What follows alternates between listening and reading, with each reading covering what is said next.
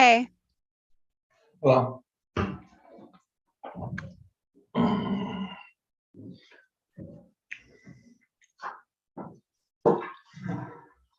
oh, looks like everyone's here. We're missing Michelle. But we have enough for quorum. So I'm going to stand for the pledge. Do you want to make us go live, or are we live already? You're live now. Okay, I'm going to stand for the pledge. I pledge allegiance to the flag of the United States of America and to the republic for which it stands, one nation under God, indivisible, with liberty and justice for all. As a way of respecting, honoring, and creating awareness about our past, we begin our village board meetings by acknowledging that New Paltz is on the ancestral land of the Munsee, Esopus, and Lenape people. And as always, we invite you to please join us in finding ways to support Indigenous communities. Check out our agendas and minutes for some links, and we hope to keep expanding that list. I don't have any updates on the dance camera thing at this time, but we did testify in the latest hearing. So I'll keep everyone posted on that action. Okay, and a few items to add to the agenda include the fire department's request to list the 2012 Chevy Tahoe for sale. And then item number 6 from the fire department to purchase a computer equipment and network infrastructure. And then everything else was already on this draft agenda. I motion to move accept the business portion of the agenda as amended. Second. All in favor? Aye. Okay. So Alex, you mentioned you had some announcements. Anybody else have announcements? Let's go ahead.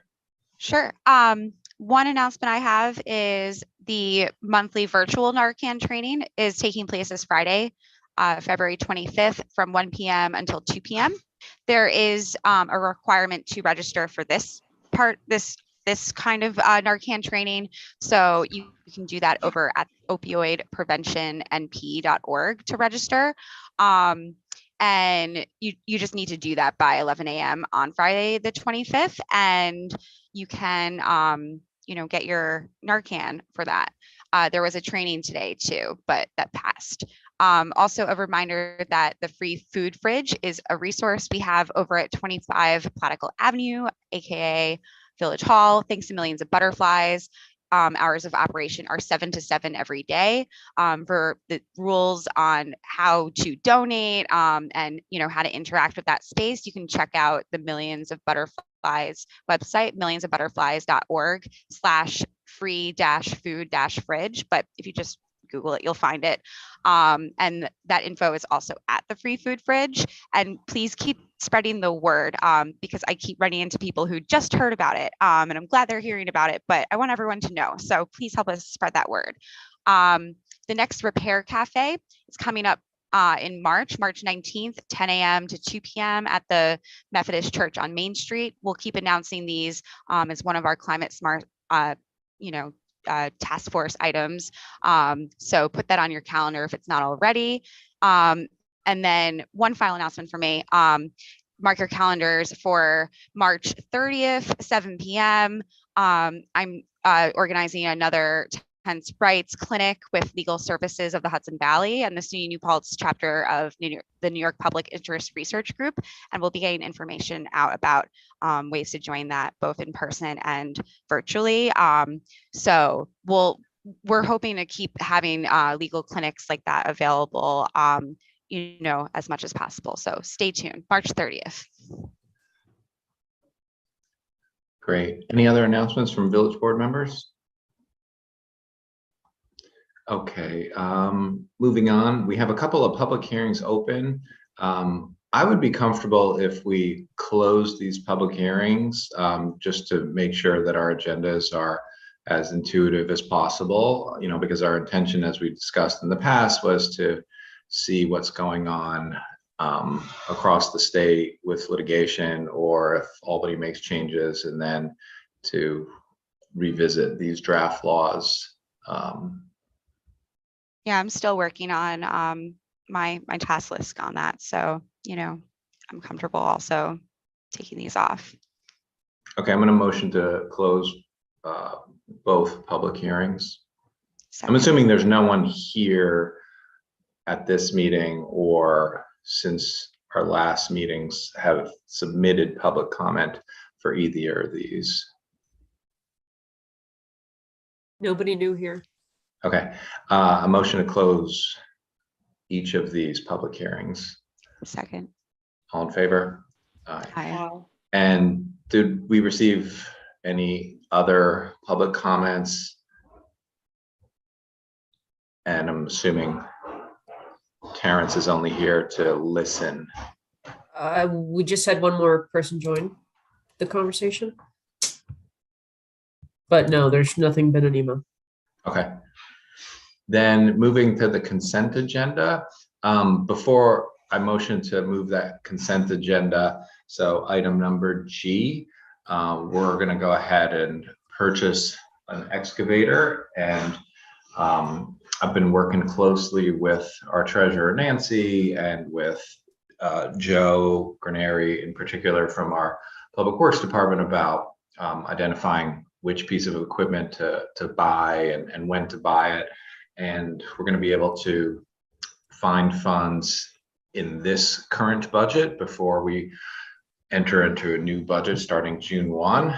So I just wanted to thank Joe and Nancy for just being so careful and thoughtful with taxpayer money and making informed suggestions about when we should make significant purchases like this. This is just one of those examples of our staff really trying to make important, thoughtful purchases, but also being really careful with whose money they're spending. So, motion to approve the consent agenda. Second. All in favor? Aye. Aye. So as we start the business agenda, does anyone want to mention anything particular to climate equity or justice related? We can pick it up as we go too. Bill, so you've been working on this concept of a food truck law, and we have a draft. We only got it this afternoon, so I don't know how many of the board members had time to sink their teeth into it, but we had discussed it a little while ago. Tell us the latest about any of the changes or what we should be looking at or considering as we think about this possibility. Sure. I had a conversation with Will this morning about it. And what he's done, his research into other New York State municipalities who have a food truck law. So he's incorporated quite a bit of what other municipalities have been doing. It's much more detailed than the draft that I had presented a few weeks ago. There's a lot of definitions in there. It's essentially the same type of law, only put into much more, detailed legal terms. So he got it to me this afternoon as well. So I don't think we necessarily need to vote on it tonight, but we can discuss the pros and cons to it. I think we need to have them in New Paltz. We're capping it at 4 licenses for the village. There was something in his edit that said it would also include trailers, tow behinds. I'm a little uncertain about that. And then there's fees, and we would do this on a yearly basis, and we're to set them up, and mostly in they would be in the B1 and NBR zones, districts, that is. So B2, no? B2, because there's no more B1. I'm sorry, B2, right.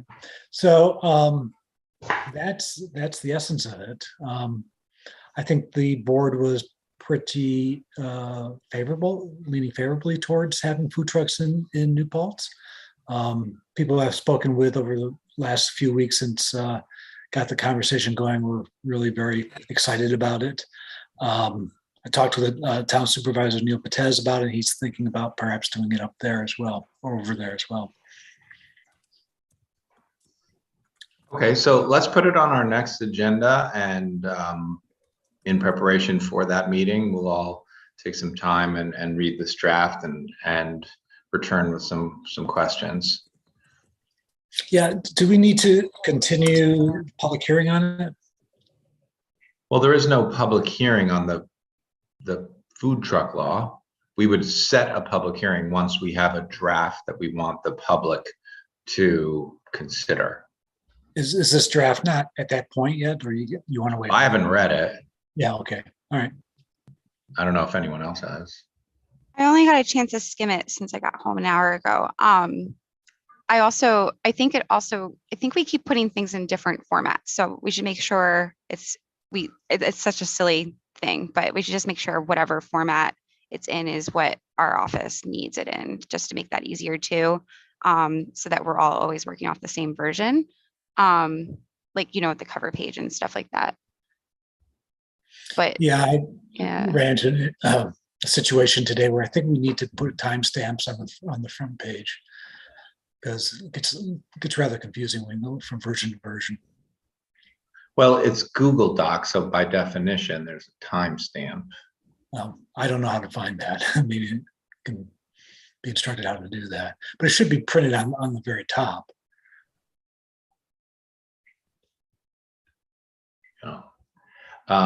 I'm of the mindset when we have draft laws that we don't, and Ariana was a proponent of this as well, like some of the more legal things, like the jargon that would be included when you submit something to the Department of State. Like, we do not need to do that.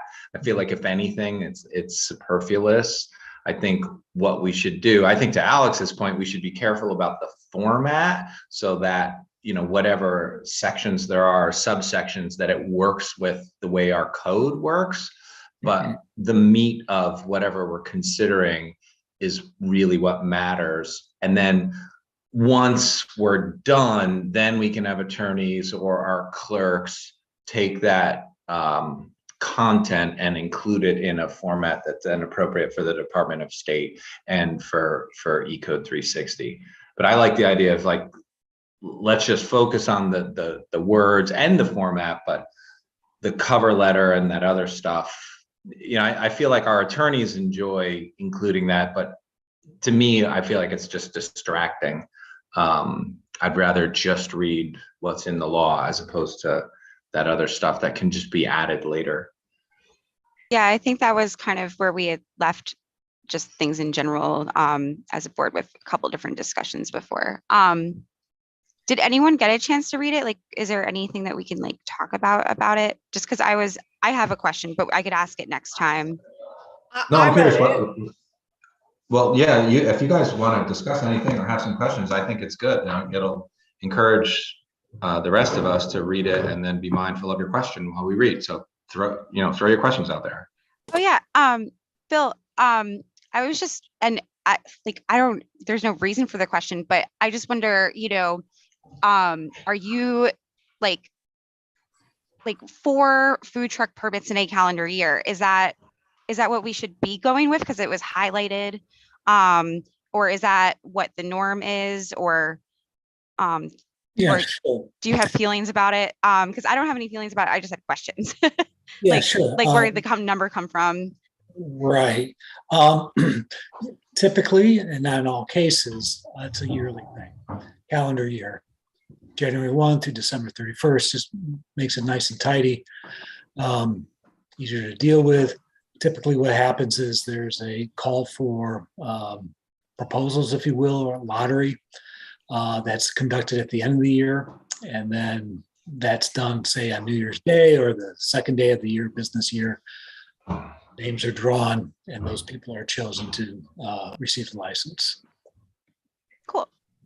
I mean, some communities have very extensive questionnaires. Some just are looking for, name, address, and basically what are you trying to do? So that's something we have to develop, the form for applying.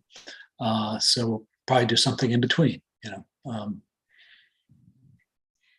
Cool. Yeah, I've seen some of those forms that seem a little long. Yeah. And that just seems kind of more work for our people, but we do want to ask some questions, and whatnot. So Sure, yeah, and we should have it in Spanish as well. I know Thank we you. mentioned this maybe a previous meeting about making sure that the downtown businesses know that this is something that we're interested in. Obviously, we would do more outreach or more details with a public hearing, but I don't know, perhaps something, would we want to get it into the hands of the Downtown Business Association that exists? Just, so perhaps they have some good ideas as well. I also would love to hear from local businesses how they feel about the proposed law. And I did have another question, which was, what about like special events? If someone doesn't want to be doing it year round, but just wants to be there for, Pride Festival or whatever the event might be. Will there That's be that's a separate- peddler's permit. We have that. We already have that mechanism. Okay, I wasn't sure if there was something specific to food trucks that would be different. Yeah, that's actually, Stan, that's a really good point, because one other thing I was thinking about with this law is, just the ongoing project of trying to clean up our, events permits and mass gathering permits and all of that, and, making sure everything kind of is intuitive and interacts with one another. Looking at City of Ithaca on their website, which is basically open on my desktop 24/7. It's like, oh, what is it that you want to do? You want to make some noise? You want to sell some food? Is it a one-off thing? Is it a, seasonal thing? And kind of different bullet points. And this form, I imagine, would be, one more thing to kind of be thrown into that particular, landing page that I've been kind of imagining for a while, starting to move over. So people who would think, exactly what you just asked, I think we could make it easy for them to figure out, like, oh, no, actually it's a peddler's permit that I want and stuff.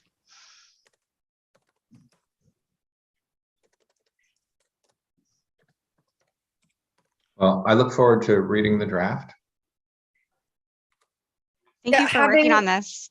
Having not perused any other food truck laws or given it much thought, everything seemed pretty good to me.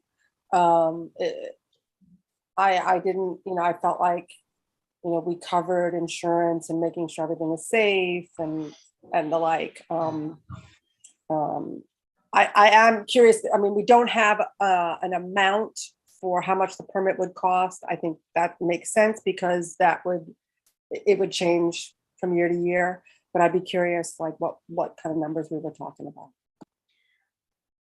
You know what I'd like to share? We actually discussed this in our interview of Autumn recently before she took the position. But I've brought this up with several people. I think one of the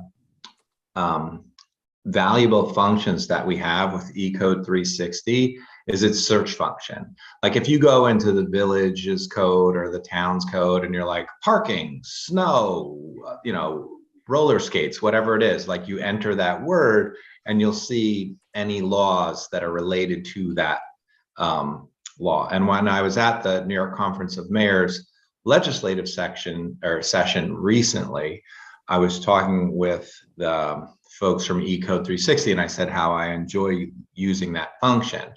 And what they told me is that we actually have the ability to all municipalities that use ECode 360, if you log, so this is not available to the public, but this is available to us because we're a customer. So if you log into your ECode 360 account and you type in a word, then you get all the municipalities, and that might be a really great way to compare what other communities are done. I mean, because the way I'd always done it previously is like if I wanted to look up a law, I'd have to like guess which communities already have it. Oh, maybe Ithaca has it, maybe Marbletown has it, and then I would look. But we can log in and type in food trucks. So that I'm just encouraging everyone, make sure that you have your username and password for your E3, the ECode 360 account, because this would be a great way to do a broad compare and contrast.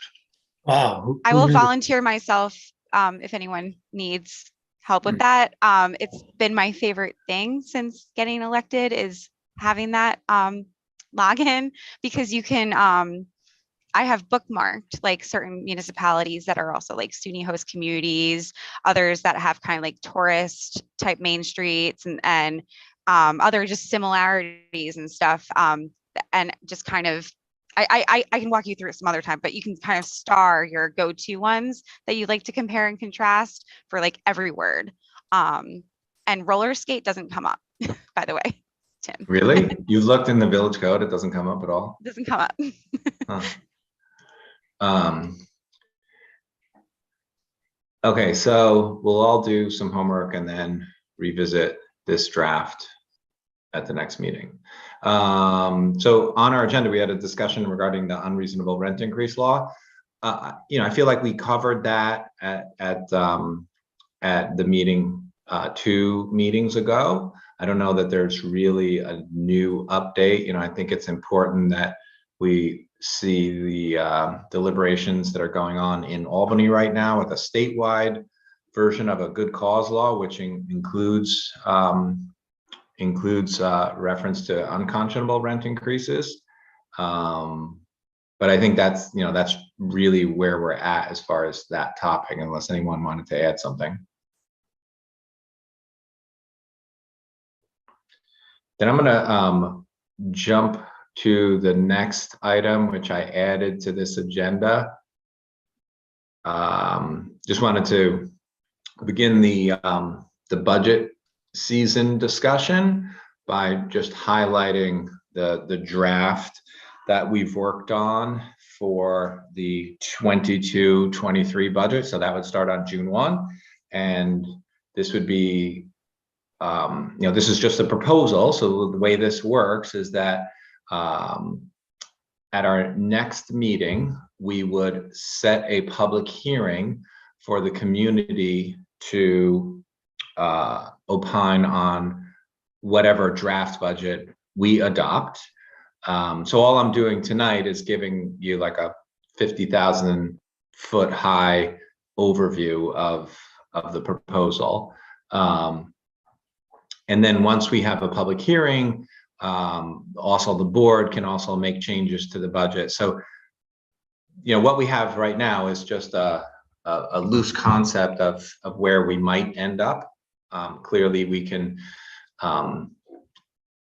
adjust expenses and revenues depending on where we think they should be or where we want to spend money differently.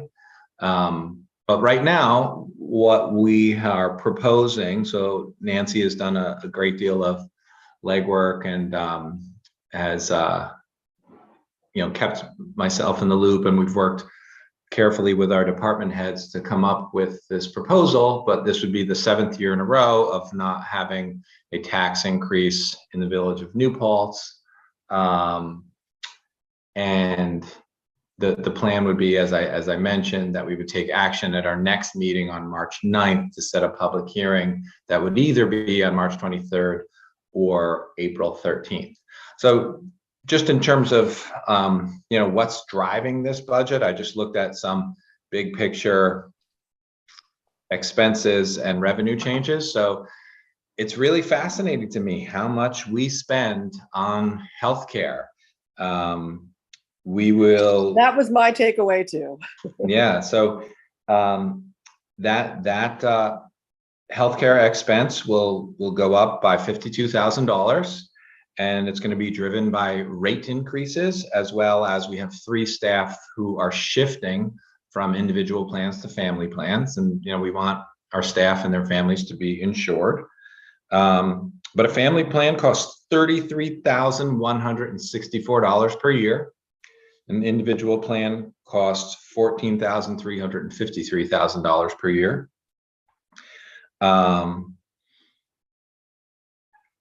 And that's a pretty significant needle mover in terms of an addition to our expenses.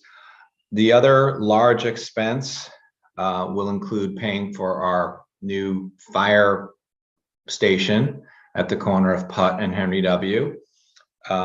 This budget includes paying down debt of $500,000. And the way we're working with the town government is that we are sharing fire station expenses 50-50. So if we're, and the way it will work is we're gonna be holding the debt, and then they will reimburse us. So with interest and interest payments, the amount paid towards the fire station will be $261,000 approximately for each, the town and the village, during the next 12 months starting June 1. And then jumping over to revenue changes, we're gonna bump up how much we think we will collect in parking meter coins, as well as overtime tickets at parking meters. We're not using the number that we had pre-COVID. We definitely still have some softness in this budget compared to the revenue that we collected. But what also blows my mind is how revenue in the village of New Paltz is dependent on parking. Approximately 20% of the $1.7 million in revenue comes from parking, whether it's coins or meters. And one thing that we're going to try to do to actually improve that is, now that we have some clarity with the parking kiosks in our parking lots, we can go ahead and move forward with a parking app, using something like Park Mobile. That's the app that New York City uses, and Philadelphia. There's a few, I've researched it in the past, but basically that gives people the flexibility to pay with the app, which would then be connected to their credit card when they're parking at a meter or in a lot. So that should be relatively easy to move forward on in the near term. And what's also not included in this budget is we currently have a number of parking meters that are broken or have failed in the village. And we regularly buy new hardware. When you include the expense of programming that hardware, it costs about $500 per meter. So we're estimating we might have 20 to 30 in the field that are in need of repair or replacement, and we currently have 262 meters.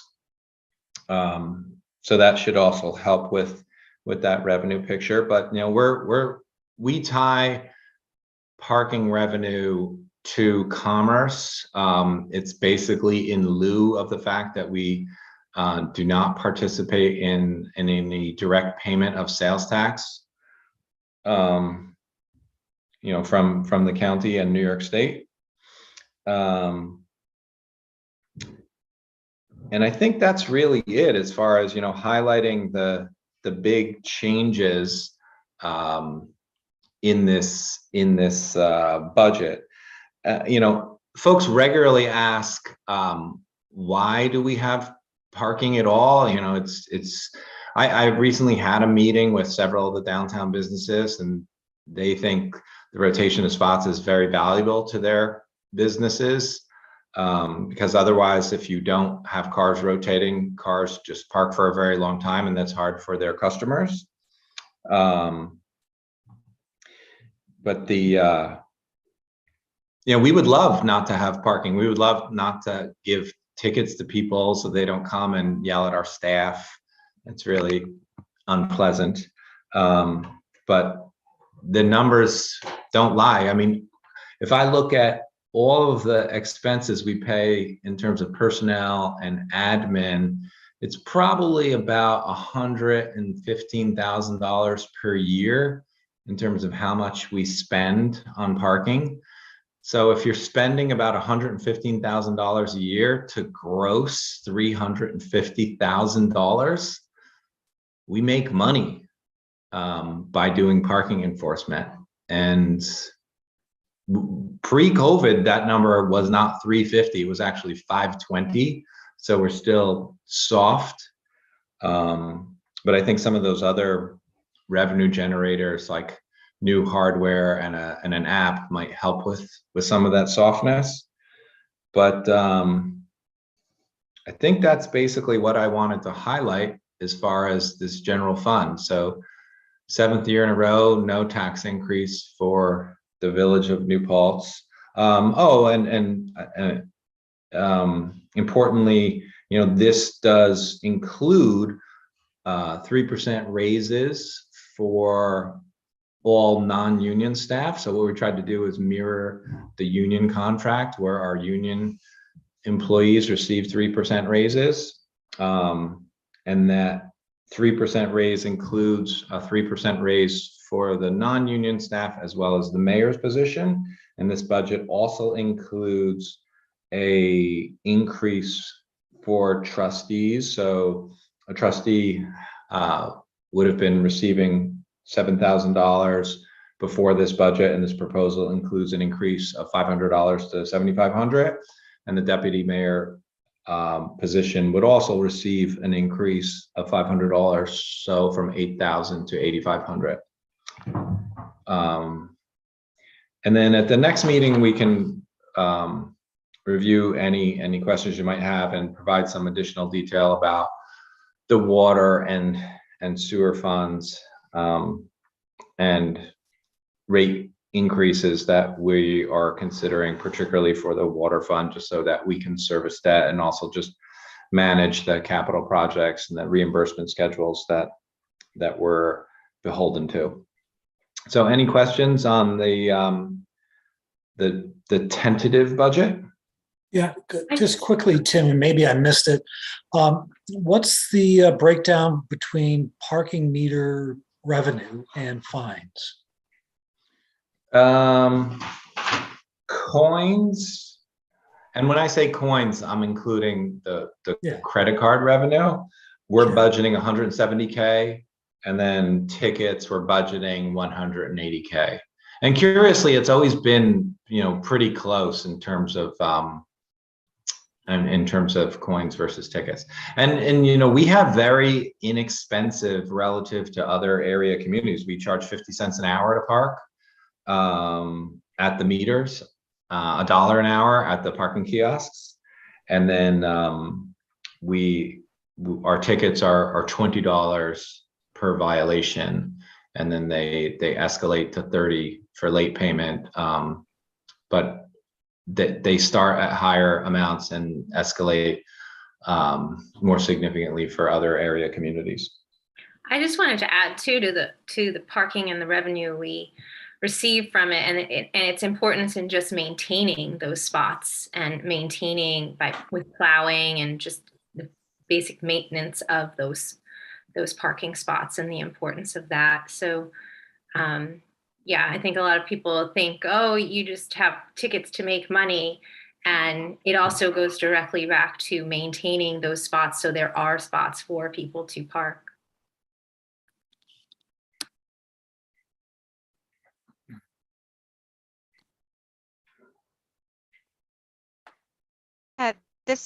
That's a great point, Michelle. One thing I love about our budgets, thanks to Nancy and you and everyone, so straightforward, especially compared to so many other municipalities, when you start to really dig, there's just, I don't know, these are very clean budgets. It's easy to share out, what it contains. So, thanks for that. Yeah, we have to keep it pretty simple, because if it's confusing, then I won't understand it.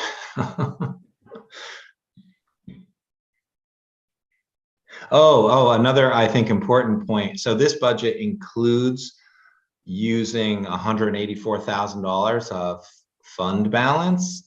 And the rule of thumb that we follow in the Village of New Paltz is that we like to maintain a fund balance that's approximately 20% to 24% of our expenses.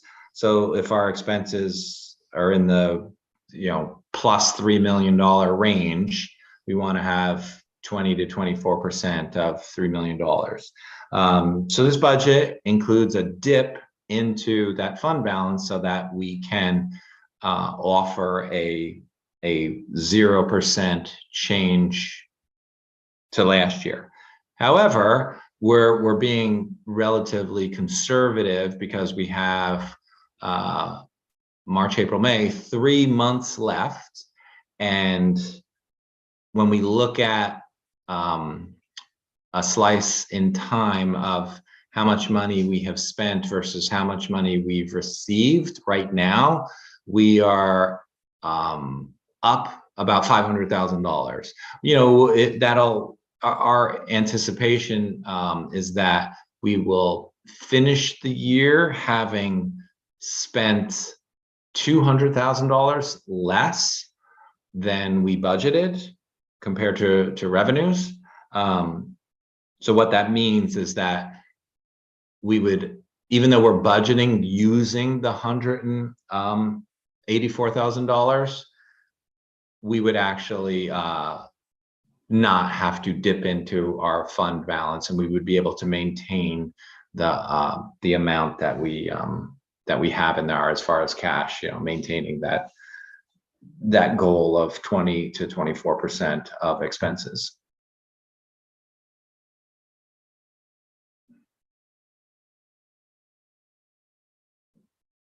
So take a look at, I shared the tentative budget by email for the board.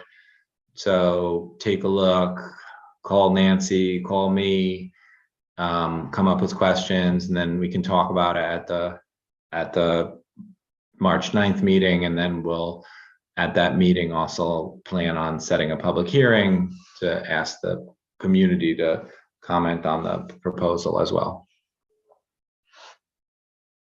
Thank you.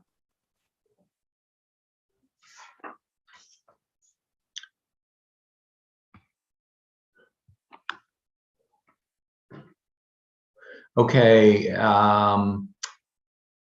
So another item that we added to this agenda, I motion that we move to approve the fire department's request to list the 2012 Chevy Tahoe for sale. Second. All in favor? Aye. Aye. And we also have a request from the fire department to purchase computer equipment and network infrastructure equipment. Second. All in favor? Aye. Aye. Aye. Any opposed? And then we have items 7, 8, 9, and 10 on this agenda. These are 3 different resolutions related to the CDBG project. So we received an award of just over $918,000 from New York State on January 6th. And this is to replace or reline sewer mains and manholes on Huguenot Street, Tricor, Colonial Drive, and North Chestnut. So we're in the midst of dotting I's and crossing T's and making sure that the paperwork is correct. So we have these different resolutions that we need to move forward as a board. And then the anticipation is that we hire an engineer to help us create bid docs, and then hire a contractor to do the work. So someone want to second my motion to move these 4 resolutions individually, Second. but all at the same time? Second from Alex. Any questions? All in favor of moving the resolutions? Aye. Any opposed? Next item, I motion we move bills and claims. Second. All in favor? Aye. Any opposed? Planning board liaison, do you want to share anything about recent meetings? Unfortunately, I had a conflict that night, but the two main events were the cottage proposal, the expansion at Woodland Pond for 3 new cottages, and that's being moved up to the Ulster County Planning Board for their early March meeting. And then the 33 unit development, senior development on South Manheim, that was discussed. And we'll be talking about that in terms of a pilot pretty soon, I would imagine. Yeah, I think it's actually the initial concept included 33 units, but I think because of the village's density bonus for affordable housing, Yeah. that there may be 50 to 52 units, including one for a caretaker. Oh, great. I don't see that in the minutes, but I'll look into that. The more the merrier. We need- ZBA, any update from our liaison? At the most recent meeting, public hearing was set for 16 prospects. They have a pre-existing non-conforming barn garage to be repaired and converted for personal use as a yoga/art studio. There's no change to the footprint. They're adding insulation, which will raise the roof 9 inches, which will necessitate new rear and side setback variances. And they're also adding a carport, which is part of the same variance as it's connected to the structure. Okay. And did we want to have a discussion as a board about, as we try to figure out hybrid, totally remote, in-person meetings? What are our thoughts in terms of moving forward? I like the accessibility that having a hybrid meeting adds for folks who can't easily make it to meetings. But we've said this before, but we want to make our meetings as accessible to the public as possible. And so we felt in the past that doing hybrid meetings really enhanced the accessibility for the public. And so I would like to continue that unless we see a problem.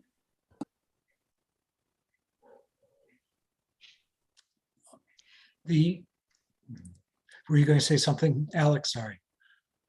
You can go first. Yeah, just that our meeting room was the firehouse's meeting area. And the fire department, as you know, as we know, the company's in transition for getting ready to make the move way uptown. So things are a little chaotic in that area, in that space. So we'd have to have a conversation with the chief about holding meetings there once again, since our lift is not operational to the second floor. Yeah, I was going to ask, where like we need to have a meeting space, I guess. So that answers that. And then also wanted to, just, I don't know, second or amplify Stana's point. I think we've all expressed at different times we want to, keep this being as accessible as possible. And so hybrid is definitely my preferred route. Right before this meeting, so probably no one got a chance to catch it, I did email, our attorneys and all of us a question about, what happens if one of us, for whatever reason, because we still are in a pandemic, needs to, be remote for a meeting.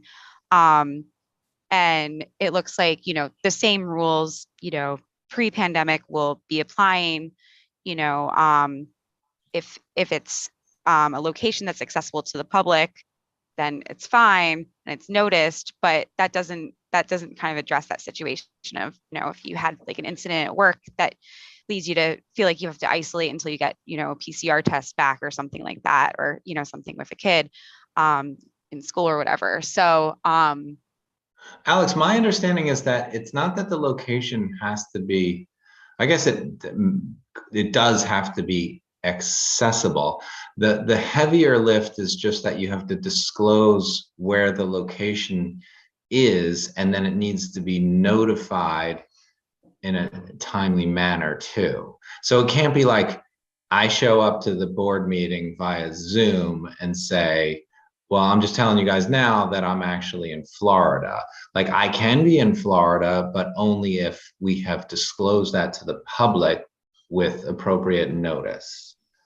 That's right. Yeah. What So would be the appropriate notice? How long, how far ahead of time? I think it was 48 hours, something like that.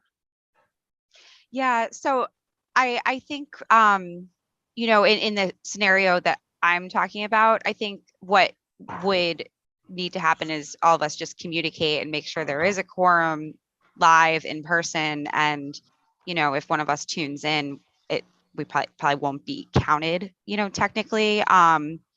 You know, but I did just want to throw that out there because you know, I know things are going to still be coming up.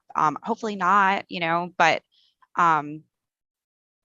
yeah, I don't know. It's just going to be weird being back to beholden to, you know, very important, you know, open government rules. But so I don't know. It's a little nerve wracking with so many of us our different lives and stuff. Alex, I think your question is interesting too. Like, so let's say someone was under the weather, but they still wanted to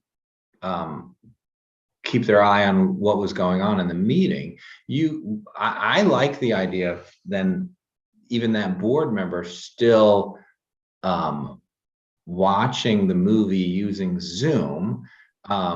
They would not be able to vote on anything if they're not technically there, but you know, because we all know how to use video conferencing software a little bit more easily, we could, and you could actually still probably have that person participate almost like a member of the public if they wanted to say something. That's kind of what I was thinking, you know, as kind of just something at least would make me feel just way better about everything, you know, just sometimes in my day job life, you know, I'm thrown into scenarios that might not be my comfort level, you know, and like we just need to be real about this, you know, but because we have Zoom, you know, it would be cool to kind of all be able to participate, you know, regardless, but just making sure that we have the quorum in person, you know, and making sure like members of the public can participate regardless of, you know, a sniffle and stuff, you know, stay home. I think that's a way, like staying hybrid is like a really important tool to like helping keep that curve. So stay home, but stay connected. Yeah. Right? Stay home if you're under the weather, but you're still encouraged to follow along and watch the meeting and maybe even still participate safely. So that seems like it's an okay solution. All right, anything else before we adjourn? We're going to exec session. Do we need to? I think we may. Yes, I had a conversation with Will about a matter and I'd like to go into executive session. Okay, so is it personnel related? Like what's the reason for the exec session? Attorney-client privilege. If that's a reason, I'm sorry. Wait, what? Attorney-client privilege. Okay, attorney-client privilege, is that Alex, can you just look it up? What are the 5 reasons why we're allowed to go into exec?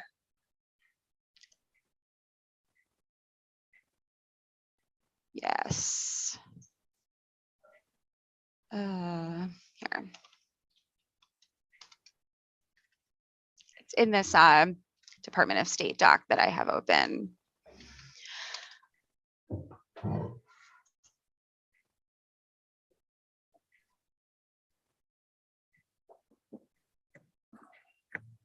Okay, it's in 105.1 of the Opens Meeting Law. Sorry, hang on one second.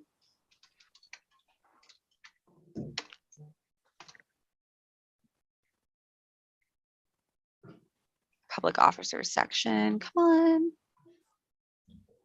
Do, do, do.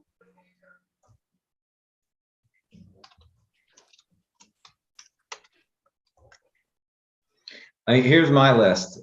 Employee discipline, employment contract, attorney consultation, key strategic moves like M&A, succession planning, senior staff performance, executive compensation, future retirement plans for management. I mean, that's probably but I think the idea is that these things, like, do any of these resonate with why we're going to exec, Bill?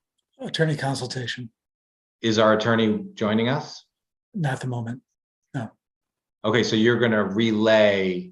Conversation I had with Will today, yes. Okay, so we're going into exec for attorney consultation.